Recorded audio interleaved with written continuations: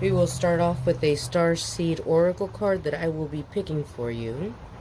And we will be reading at the end of the reading. That's neat. I like it. It has like a little piece of earth and ocean. Like Capricorn.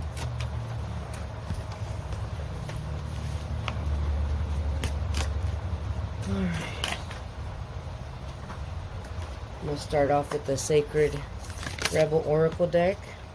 I see you coming out of a energy of feeling a little bit lost and out of balance. Not quite yourself, but you're starting to finally step out of that energy and starting to see the light. You're starting to have more motivation to do things and to put more energy into yourself, and it's really starting to show. Here I have the Seeing the True You, 29. So look, she's been laying on a couch for a while. Then she's starting to realize who she really is. It's time to move and become something different. Beyond the mind, the heart beats. So, like, you're way deeper than most people get, you Capricorn, and you're starting to tap into that. Your deeper part of yourself. They might not understand that because you're not a very good at expressing your emotions in that sense, but you're much deeper than people are seeing. And I feel like if you start showing people this part of you, it's going to start turning out for you in a lot better way. I'm talking about lifestyle, friendships. Yes, and that is showing here as well. So you have the Queen of Hearts. So you need to really focus on giving yourself time to adjust to new changes, because I feel like your structure, your how do I want to word that? Your Patterns. Wow. I can't believe I blinked. It's okay. He'll come back. It always does. Anyhow, you're going to not feel as safe as you did before. Now, that could be in a sense of not feeling physically safe, not feeling emotionally safe, not feeling safe as far as your finances go. That could mean any of it. But you're starting to move into an action position. You have the Eight of Hearts here. You're starting to emotionally invest yourself into the positive things so that you can manifest positive things. See, here I see you as the orphan. You're feeling alone. You're feeling like at this moment you have to take a time of reflection, a time to start figuring out what it is that who you really are, and what it is that really makes you happy, what makes you fulfilled, that type of thing. I do feel like you have a mentor around you, or you might be a mentor for somebody, so be careful on how you carry out your emotions and the way you react to things, or because somebody might be watching you and might be really paying attention to how you handle that situation. You have the shapeshifter. You turn into different people all the time for just to make people complacent, make people happy, and it's time for you to crack out of that shell. Like, start being you, just you in general, not all these little different pieces that make no sense, you know? So, let me get more for you, Capricorn. Yours in reverse is paired with your Elhaz. So this is telling me that you're feeling or have been feeling in a weak moment, where you haven't been able to really pick yourself up like you should be and moving forward, and it's really hard. But with Elhaz paired with it, this is telling me that you are protected and guided, and this path has been chosen for you for a reason.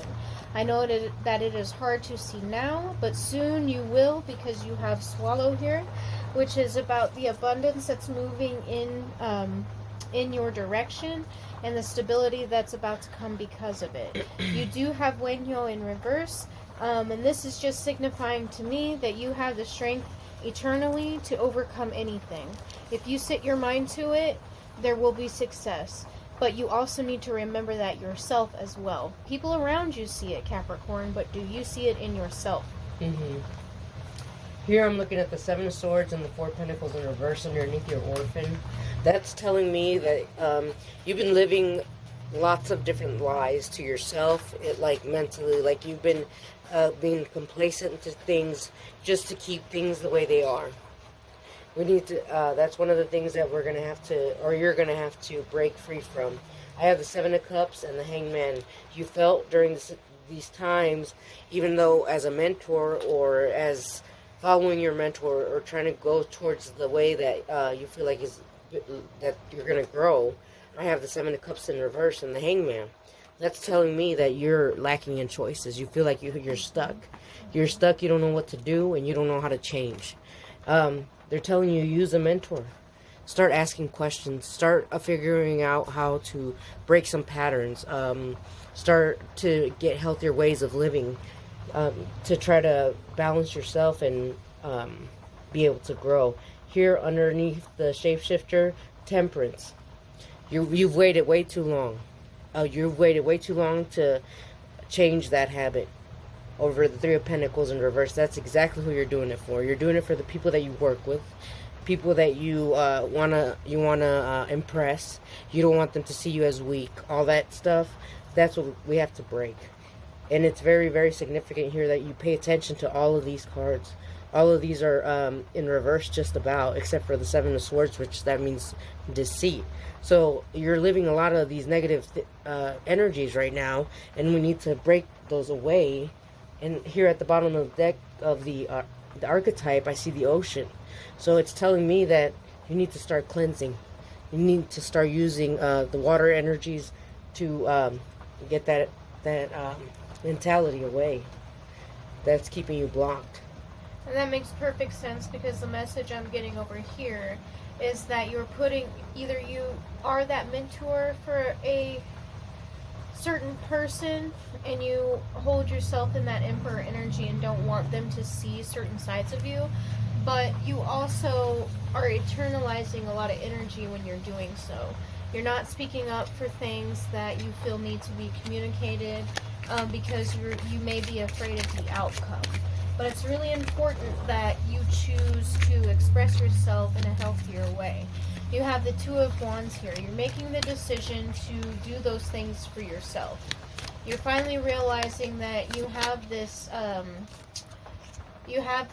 sort of selfish energy that other people may view it as, or that you sometimes may feel guilty for. But a lot of it has to do with the journey that you're on. You have the Fool. Take the leap of faith that you want. Follow your heart. You're being intuitively guided towards something, and that's what you have to make the decision on. Sometimes you need to be selfish, and sometimes it's not going to lead to disaster. You have the Ten of Cups. This is something that's going to bring you a lot of abundance, a lot of happiness, a lot of joy. This is something that you've put a lot of energy into for yourself, so now it's time to execute. Mm-hmm. And this is very simple for you to do. Well, it's not simple, but it's actually very simple right here. It's telling me your decision that you have to make. Either you go for the fulfillment, the wish, the sun, the strength, and the empowerment, or you go for the guarded vulnerability, tactics, and control. So either you keep to yourself and you want to keep control of everything around you and keep that toxic energy, go ahead, do that. And you'll see all those reverse cards that we talked about earlier. Or you can go to where there's fulfillment, where the sun, strength, and empowerment is. And that's when you go inward. And that's when you start doing the self-help, the self-work, the following of the mentors, the cutting off the fake shape-shifting, all that stuff that you're doing, just to make other people happy, that type of stuff. If you go back and through the reading and you see which ones that bother you the most in your life and start getting rid of those and start seeing who you really are. You're deeper than most think you are. You have Gaia, which represents nurturing, with Waterfall of Effortless. So you need to come into a state of balance with yourself, meditate, allow yourself to feel the energy flow in acknowledge it, and flow out. It's the ebb and flow of our natural minds. And once you are able to nurture that side of yourself and really take a deeper look within, that's when things start to become effortless. You have cave, sanctuary, iceberg, submerge, and river, movement. Now that you've retreated and you've sort of submerged yourself in your thought process, your emotions, the way you view things and situations, you fully understand both perspectives of yourself and both perspectives of the people who surround you, your loved ones. And it's really starting to propel you into more of a routine that feels comfortable for your aspirations and their expectations. Which sounds kind of crazy, but in the long run, it's all about balance. Mm-hmm. And you have river, which is movement. So you're allowing yourself to ebb and flow into the movements that you need to create for yourself to make things less emotional, less heartbreaking, or feeling caged, or any of those things, and setting yourself free And making the choices that will set you free. I see a lot of water here. Right. I see a lot of water. Let's see, what else do I see?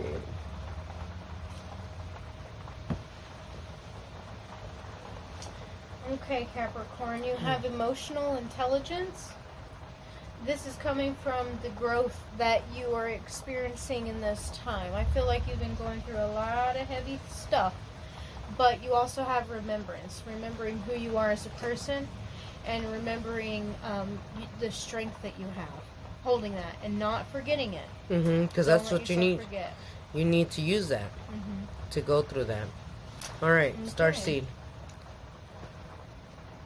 No limitations. You are a celestial being with unlimited potential. There is so much for you to share. Look at that. Look at that. It's beautiful. Beautiful. All right, Cappy.